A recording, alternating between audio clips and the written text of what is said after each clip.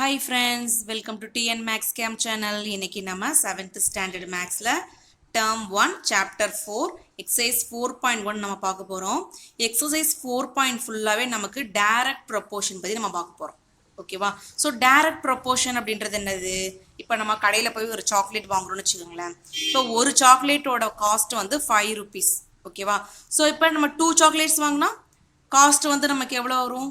10 rupees வரும். அப்ப சாக்லேட்டோட குவான்டிட்டியும் increase ஆகுது, அதே மாதிரி சாக்லேட்டோட ப்ரைஸும் நமக்கு இன்க்ரீஸ் ஆகுது. ஓகேவா? ஸோ இந்த மாதிரி ரெண்டுமே இன்க்ரீஸ் ஆகி அதே மாதிரி ரெண்டுமே டிக்ரீஸ் ஆனிச்சுன்னா நமக்கு அது என்னது? Direct proportion. ஸோ இந்த டைரக்ட் ப்ரொபோர்ஷன் பற்றி தான் இந்த எக்ஸசைஸ் ஃபுல்லாக நான் பார்க்க போகிறோம். ஸோ இந்த எக்ஸசைஸ் பார்ப்போம். First question filling the blanks கொடுத்துருக்காங்க.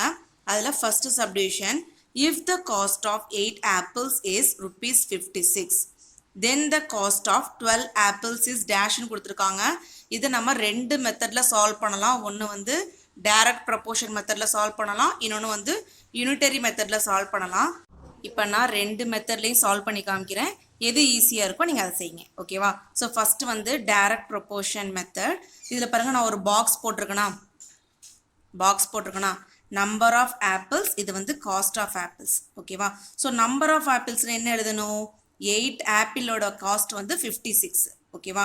அப்போ நம்பர் ஆஃப் ஆப்பிள்ஸ் வந்து 8 ஆப்பிளோட காஸ்ட் வந்து 56. இந்த மாதிரி எடுத்து எழுதணும். ஓகேவா? நெக்ஸ்ட் வந்து நம்பர் ஆஃப் ஆப்பிள்ஸ் எவ்வளவு? 12 ஆப்பிளுக்கு வந்து நமக்கு எவ்வளோ காஸ்ட் அப்படின்னு நம்ம கேட்டிருக்காங்க. அப்போ நம்பர் ஆஃப் ஆப்பிள்ஸ் நமக்கு கொடுத்துருக்காங்க. இந்த 12 ஆப்பிளோட காஸ்ட் வந்து நமக்கு எவ்வளோ வரும்னு கேட்டிருக்காங்க.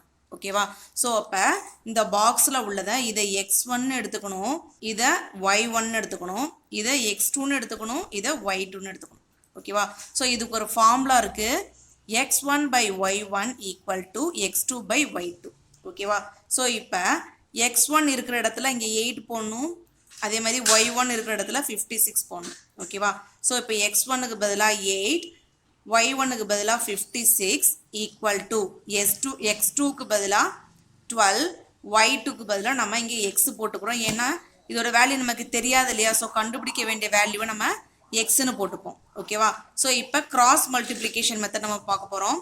ஸோ கிராஸ் மல்டிப்ளிகேஷன் நம்ம செஞ்சோம் அப்படின்னா இந்த 8 நமக்கு இங்கே அப்படியே இருக்கும், இன்டூ இங்கே கீழே இருக்கிற எக்ஸை வந்து நமக்கு ஈக்குவல்டுக்கு லெஃப்ட் ஹேண்ட் சைடு வரும்போது நமக்கு மல்டிப்ளிகேஷனில் வந்துடும். ஓகேவா? அதே மாதிரி இங்கே 12 நமக்கு அப்படியே இருக்கும். இந்த 56 வந்து நமக்கு ஈக்குவல்டுக்கு ரைட் ஹேண்ட் சைடு வரும்போது அதே மாதிரி மல்டிப்ளிகேஷனில் மாறிடும். ஓகேவா? நெக்ஸ்ட் பாருங்க, இந்த கண்டுபிடிக்க வேண்டிய எக்ஸை நம்ம இங்கே அப்படியே வச்சுப்போம். Equal to 12 into 56 divided by இந்த 8 நமக்கு ஈக்குவல்டுக்கு ரைட் ஹேண்ட் சைடு வரும்போது நமக்கு டிவிஷனில் வந்துடும். ஓகேவா? நெக்ஸ்ட் பாருங்க, 1 8s are 8, 7 8s are 56. ஓகேவா? ஸோ இப்போ ரிமைனிங் இருக்கிறது 12ம் 7ம் தான் இருக்குது. ஸோ 12ஐயும் 7ஐயும் நம்ம மல்டிப்ளை பண்ணணும். ஸோ மல்டிப்ளை பண்ணுவோமா? 2 7s are 14, remaining 1, 1 7s are 7, 7 plus 1 நமக்கு 8 வரும். ஓகேவா? அப்போ எக்ஸோட வேல்யூ நமக்கு எவ்வளவு? 84ன்னு கொடுத்துருக்காங்க. ஸோ எக்ஸ் அப்படின்றது எது? நமக்கு இங்கே 12 ஆப்பிளோட காஸ்ட். ஓகேவா? ஸோ அப்போ cost of 12 apples equal to ₹84ன்னு எடுத்து எழுதணும். ஓகேவா? நெக்ஸ்ட் நம்ம யூனிட்டரி மெத்தட் பார்க்க போகிறோம். இது ரொம்ப சிம்பிள் தான். இப்போ cost of 8 apples equal to ₹56 அப்படிங்கிறது நமக்கு தெரியும். ஓகேவா? இந்த காஸ்ட் ஆஃப் 8 ஆப்பிள்ஸ்லேருந்து நம்ம வந்து ஒரு ஆப்பிளோட காஸ்ட் வந்து நம்ம கண்டுபிடிக்கணும். ஓகேவா? ஸோ எப்படி எடுத்து எழுதிருக்கேன் பாருங்க. Cost of 8 apples equal to ₹56. therefore cost of 1 apple equal to அப்படின்னா அந்த 56ஐ 8ஆல் டிவைட் பண்ணோம் அப்படின்னா நமக்கு ஒரு ஆப்பிளோட காஸ்ட் நமக்கு கிடைச்சிடும். ஓகேவா? So 1 8s are 8, 7 8s are 56. அப்போ ஒரு ஆப்பிளோட காஸ்ட் எவ்வளவு? 7 rupees. அப்போ 12 ஆப்பிளோட காஸ்ட் நம்ம ஈஸியாக கண்டுபிடிச்சிடலாம். therefore cost of 12 apples.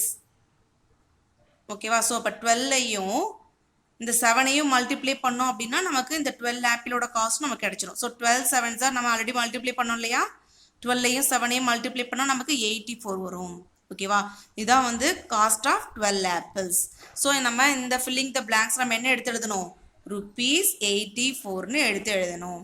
First some வந்து நான் உங்களுக்கு ரெண்டு மெத்தடே செஞ்சு காமிச்சேன்னா, இப்போ செகண்ட் சம் வந்து நம்ம யூனிட்டரி மெத்தடில் செஞ்சு பார்ப்போம். அது ரொம்ப ஈஸியாக இருக்கும். ஓகேவா?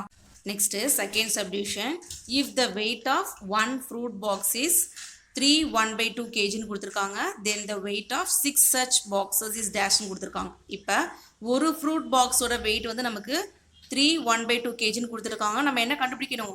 இதே மாதிரி 6 fruit box ஓட weight நம்ம கண்டுபிடிக்கணும்.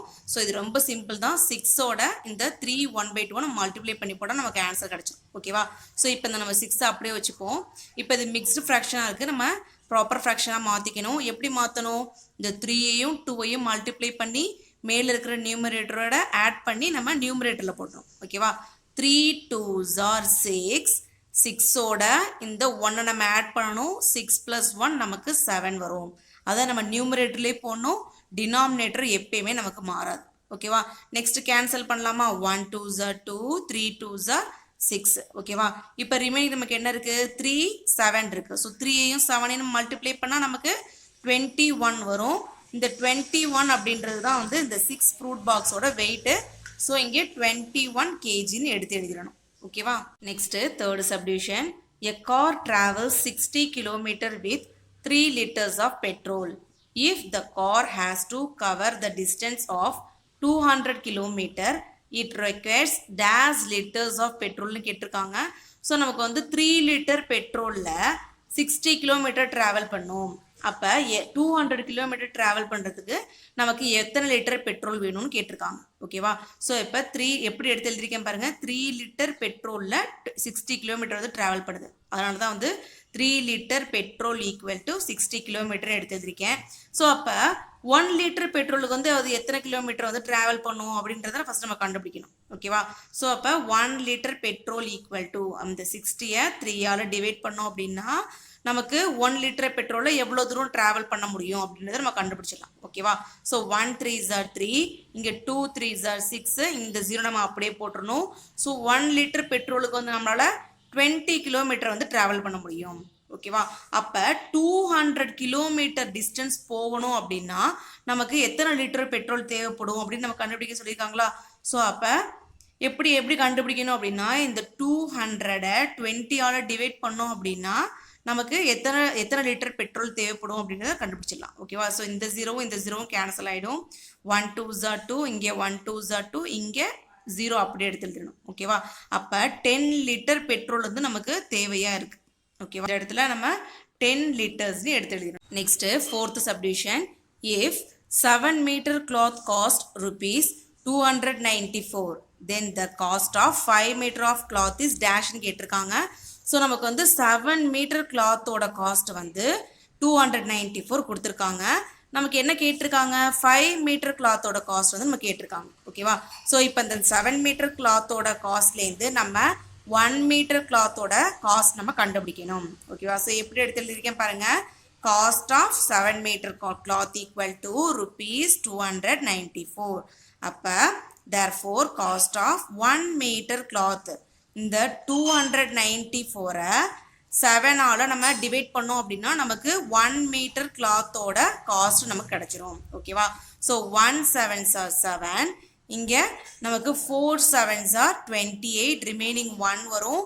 2 7s are 14 வரும். ஓகேவா? ஸோ உங்களுக்கு வந்து இந்த மாதிரி டிவைட் பண்ண தெரியல அப்படின்னா இந்த மாதிரி கூட நம்மளால் டிவைட் பண்ணி பார்த்துக்கலாம். ஓகேவா? லாங் டிவிஷன் மெத்தடில் பண்ணி பார்க்கலாம். ஸோ 7ஆல் டிவைட் பண்ணி பாருங்கள். 7 4s are 28 வருமா? ரிமைனிங் 1 வருமா? சப்ராக்ட் பண்ணால் ரிமைனிங் 1 வரும். நெக்ஸ்ட் வந்து இந்த 4 கீழே இறக்கணும். 7 2s are 14 வரும். ரிமைனிங் 0 வந்துடும். ஓகேவா? ஸோ இந்த 42 தான் இந்த குவாஷியன்ட்டு இருக்கிற 42 தான் நான் இங்கே எடுத்து எழுதியிருக்கேன். ஓகேவா? ஸோ அப்போ 1 மீட்டர் கிளாத்தோட காஸ்ட் வந்து நமக்கு ₹42. ஓகேவா? நம்ம என்ன கண்டுபிடிக்கணும்? 5 மீட்டர் ஆஃப் கிளாத்தோட காஸ்ட் வந்து கண்டுபிடிக்கணும்.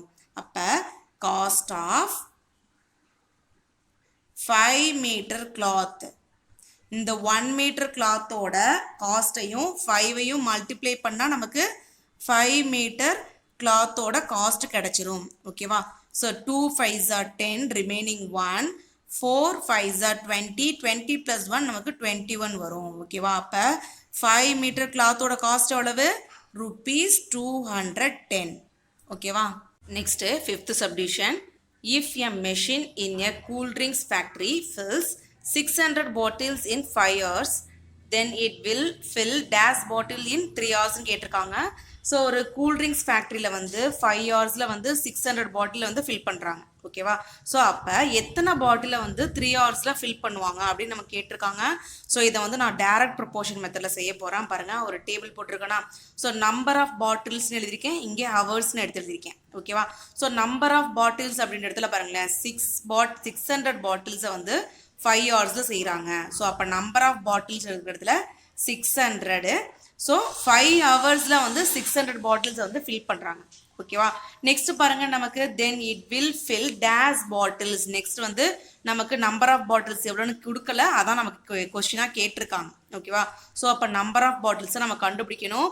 எத்தனை ஹவர்ஸில்? 3 ஹவர்ஸில் நமக்கு வந்து எத்தனை பாட்டில் வந்து ஃபில் பண்ணுவாங்கன்னு கேட்டிருக்காங்க. ஓகேவா? ஸோ இப்போ டைரக்ட் ப்ரொபோர்ஷனாக நமக்கு ஃபார்முலா என்னது? x1 by y1 equal to x2 by y2. இது வந்து x1, இது வந்து y1, இது x2, இது y2. ஓகேவா? இப்போ x1 இருக்கிற இடத்துல நம்ம என்ன பண்ணணும்? 600ன்னு போட்டுக்கணும். ஓகேவா? y1 இருக்கிற இடத்துல நம்ம 5ன்னு போட்டுக்கணும். ஈக்குவல் டு, இப்போ x2ஓட வேல்யூ நமக்கு தெரியாது இல்லையா? ஸோ தெரியாத வேல்யூவை நம்ம இங்கே ஏன்னு எடுத்துக்கலாம். ஓகேவா? நெக்ஸ்ட் பாருங்க, y2ஓட வேல்யூவோட நமக்கு 3 ஹவர்ஸ். ஓகேவா? ஸோ அப்போ இங்கே 3ன்னு எடுத்து எழுதிக்கணும். ஓகேவா? ஸோ இப்போ கிராஸ் மல்டிப்ளிகேஷன் பண்ணுவோமா? இந்த ஏவை நம்ம இங்கே அப்படியே வச்சுருப்போம். இந்த 3யை மட்டும் நம்ம என்ன பண்ணுவோம்? இந்த லெஃப்ட் ஹேண்ட் சைடு கொண்டு வருவோம். ஓகேவா? இப்போ பாருங்கள், கீழே இருக்கிற 3 வந்து லெஃப்ட் ஹேண்ட் சைடு வரும்போது என்ன ஆகிடும்? மல்டிப்ளிகேஷனாக நமக்கு மேலே வந்துடும். ஓகே, அப்போ 600 into 3 இந்த டிவைடட் பை 5 நம்ம அப்படி வச்சுருப்போம். ஈக்குவல் டு ஏ. ஓகேவா? நெக்ஸ்ட் பாருங்கள், 1 5s are 5. இங்கே 1 5s are 5. ரிமைனிங் 1 வரும். இங்கே 2 5s are 10. இந்த 0 நம்ம அப்படியே போடணும். ஓகேவா? ஸோ உங்களுக்கு இந்த மாதிரி டிவைட் பண்ண தெரியல அப்படின்னா இந்த மாதிரி நீங்கள் லாங் டிவிஷன் மெத்தடில் கூட நம்ம என்ன பண்ணலாம்? டிவைட் பண்ணி பார்த்துக்கலாம். ஓகேவா? ஸோ பாருங்கள், நெக்ஸ்ட் நமக்கு என்ன இருக்குது? Balance 120 into 3. ஸோ மல்டிப்ளை பண்ணணும். 120யையும் 3யையும் மல்டிப்ளை பண்ணணும். 0வையும் 3யையும் மல்டிப்ளை பண்ணால் நமக்கு 0 வந்துடும். 2 3s are 6, 1 3s are 3. ஓகேவா? அப்போ ஏயோட வேல்யூ 360 பாட்டில்ஸ் நமக்கு கிடச்சிருக்கு. அப்போ 3 ஹவர்ஸில் நமக்கு எத்தனை பாட்டில் ஃபில் பண்ண முடியும்? 360 பாட்டில்ஸை ஃபில் பண்ண முடியும். அதை நம்ம இங்கே எடுத்து எழுதிடணும். ஓகேவா? Next second question, say true or false. அதில் first subdivision, distance travelled by a bus and time taken are in direct proportion கொடுத்துருக்காங்க. ஸோ நான் வந்து ஃபஸ்ட்டே சொல்லியிருக்கேன் இல்லையா? ஸோ டைரக்ட் ப்ரொபோர்ஷன் அப்படின்றது என்னது? இப்போ நம்ம போய் ஒரு கடையில் வந்து ஒரு சாக்லேட் வாங்கணும்னு வச்சுங்களேன். ஒரு சாக்லேட் வந்து 5 rupeesன்னு இருக்குது. ஓகே, அப்போ நம்ம 2 சாக்லேட் வந்தால் நமக்கு இதோட ப்ரைஸ் நமக்கு என்ன ஆகும்? இன்க்ரீஸ் ஆகும். அப்போ குவான்டிட்டி இன்க்ரீஸ் ஆகும்போது ப்ரைஸும் இன்க்ரீஸ் ஆகுது. இந்த மாதிரி ஒரே நேரத்தில் நமக்கு இன்க்ரீஸ் ஆனாலும் இல்லைனா வந்து டிக்ரீஸ் ஆனாலும் அது வந்து நமக்கு என்னது? Direct proportion. இப்போ இந்த இடத்துல நமக்கு டிஸ்டன்ஸையும் டைமை பற்றியும் கொடுத்துருக்காங்க. ஓகேவா? ஸோ டிஸ்டன்ஸு டைம்னு எடுத்து எழுதியிருக்கேன். ஸோ 20 கிலோமீட்டர் வந்து ட்ராவல் பண்ணுறதுக்கு நமக்கு 1/2 hour எடுக்கும் அப்படின்னா 10 கிலோமீட்டர் ட்ராவல் பண்ணுறதுக்கு நமக்கு எவ்வளோ ஆகும்? ஒரு 1/4 மணி நேரத்தில் நமக்கு வந்து போயிடலாம். ஓகேவா? ஸோ அப்போ டிஸ்டன்ஸ் அதிகமாகும் போது டைமும் வந்து அதிகமாகுது. அதே மாதிரி டிஸ்டன்ஸ் வந்து டிக்ரீஸ் ஆகும்போது டைமும் வந்து நமக்கு என்ன ஆகுது? டிக்ரீஸ் ஆகுது. ஸோ இது வந்து நமக்கு கண்டிப்பாக டைரக்ட் ப்ரொபோர்ஷன் தான். ஸோ வந்து இந்த கொடுத்துருக்க இந்த ஸ்டேட்மெண்ட் நமக்கு true. Next second subdivision, expenditure of a family to number of members of the family are in direct proportion கொடுத்துருக்காங்க. ஸோ இப்போ ஒரு ஃபேமிலியில் வந்து மெம்பர்ஸ் வந்து அதிகமாகும் போது அங்கே எக்ஸ்பென்ஸும் நமக்கு அதிகமாக இருக்கும். ஓகேவா? அதே மாதிரி மெம்பர்ஸ் வந்து நம்பர் ஆஃப் மெம்பர்ஸ் வந்து டிக்ரீஸ் ஆகும்போது எக்ஸ்பென்ஸும் நமக்கு கொஞ்சம் கம்மியாகும். ஓகேவா? ஸோ இப்போ மெம்பர்ஸ் இன்க்ரீஸ் ஆகும்போது எக்ஸ்பென்ஸும் இன்க்ரீஸ் ஆகுது. அதே மாதிரி மெம்பர்ஸ் வந்து டிக்ரீஸ் ஆகும்போது எக்ஸ்பென்ஸும் நமக்கு டிக்ரீஸ் ஆகுது. ஸோ இது நமக்கு கண்டிப்பாக டைரக்ட் ப்ரொபோர்ஷன் தான். ஸோ கொடுத்துருக்க ஸ்டேட்மெண்ட் நமக்கு true. Next third subdivision, number of students in a hostel and consumption of food are not in direct proportion கொடுத்துருக்காங்க. நம்பர் ஆஃப் ஸ்டூடெண்ட்ஸ் வந்து இன்க்ரீஸ் ஆக ஃபுட்டோட குவான்டிட்டியும் நமக்கு இன்க்ரீஸ் ஆகிட்டே இருக்கும். நம்பர் ஆஃப் ஸ்டூடெண்ட்ஸ் வந்து நமக்கு இன்க்ரீஸ் ஆகும்போது ஃபுட்டோட குவான்டிட்டியும் நமக்கு இன்க்ரீஸ் ஆகும். அதே மாதிரி நம்பர் ஆஃப் ஸ்டூடெண்ட்ஸ் வந்து டிக்ரீஸ் ஆகும்போது ஃபுட்டோட குவான்டிட்டியும் நமக்கு டிக்ரீஸ் ஆகும். ஓகேவா? ஸோ இது கண்டிப்பாக வந்து நமக்கு டைரக்ட் ப்ரொபோர்ஷன் தான். ஆனால் வந்து நாட் அ டைரக்ட் ப்ரொபோர்ஷன் கொடுத்துருக்காங்க. ஸோ இந்த ஸ்டேட்மெண்ட் வந்து நமக்கு false. Fourth question, if Mallika walks 1 kilometer in 20 minutes then she can cover 3 kilometer in 1 hour கொடுத்துருக்காங்க. ஸோ 1 கிலோமீட்டர் டிஸ்டன்ஸ் வந்து வாக் பண்ணுறதுக்கு 20 மினிட்ஸ் வந்து எடுத்திருக்காங்க. ஓகேவா? அப்போ 3 கிலோமீட்டர் டிஸ்டன்ஸ் வாக் பண்ணுறதுக்கு எவ்வளோ ஆயிருக்கும்? இந்த 3யோட இந்த 20யை நம்ம என்ன பண்ணணும்? மல்டிப்ளை பண்ணணும். ஸோ மல்டிப்ளை பண்ணால் நமக்கு 60 மினிட்ஸ் வருது. ஓகேவா? அப்போ 60 மினிட்ஸ் அப்படின்றது நமக்கு 1 hour தான். ஓகேவா? 1 hour ஈக்குவல் டு நமக்கு 60 மினிட்ஸ் தான். ஸோ அங்கே என்ன கொடுத்துருக்காங்க? 3 கிலோமீட்டர் இன் 1 hour தான் கொடுத்துருக்காங்க. ஸோ கொடுத்துருக்க ஸ்டேட்மெண்ட் நமக்கு true. Next 5th subdivision. If 12 men can dig a pond in 8 days கொடுத்துருக்காங்க, then 18 men can dig it in 6 days கொடுத்துருக்காங்க. ஸோ பாண்ட் அப்படின்றது வந்து ஒரு சின்ன குளம். ஓகேவா? ஸோ டிக் அப்படின்றது தோன்றுறது. ஓகே, 12 men சேர்ந்து ஒரு பாண்டை வந்து டிக் பண்ணுறதுக்கு 8 days ஆகுது அப்படின்னு கொடுத்துருக்காங்க. அப்போ 18 men சேர்ந்தா 6 daysல அந்த பாண்டை டிக் பண்ண முடியும் அப்படின்னு கொடுத்துருக்காங்க. ஸோ இந்த ஆன்சர் வந்து நம்ம கரெக்டானு செக் பண்ணணும். இப்போ 12 men equal to 8 days. 12 men சேர்ந்தா 8 daysல இந்த பாண்டை டிக் பண்ண முடியும். ஓகேவா? அப்போ ஒரு மேனால எத்தனை நாளில் இந்த பாண்டை டிக் பண்ண முடியும் அப்படின்றத நம்ம ஃபஸ்ட்டு கண்டுபிடிக்கணும். ஸோ இந்த 8ஐ வந்து 12ஆல் டிவைட் பண்ணிக்கணும். நான் 4 டேபிளை இதை நான் சிம்பிளிஃபை பண்ணிக்கிறேன். 2 4s are 8, இது வந்து 3 4s are 12. ஓகேவா? ஸோ இப்போ 2/3 days கிடைக்குதா? அப்போ 6 daysல வந்து எத்தனை பேர் தேவைப்படும் அப்படின்னு நமக்கு எப்படி கண்டுபிடிக்கிறது? 2/3யோட இந்த 6ஐ நம்ம மல்டிப்ளை பண்ணிக்கணும். ஓகேவா? So 1 3s are 3, 2 3s are 6 வருதா? ஸோ அப்போ 4 daysல வந்து நமக்கு இந்த பாண்டை வந்து டிக் பண்ண முடியும்னு கொடுத்துருக்காங்க. ஆனால் இங்கே 6 days கொடுத்துருக்காங்க. ஸோ இது வந்து இந்த ஸ்டேட்மெண்ட் வந்து நமக்கு ஃபால்ஸ்.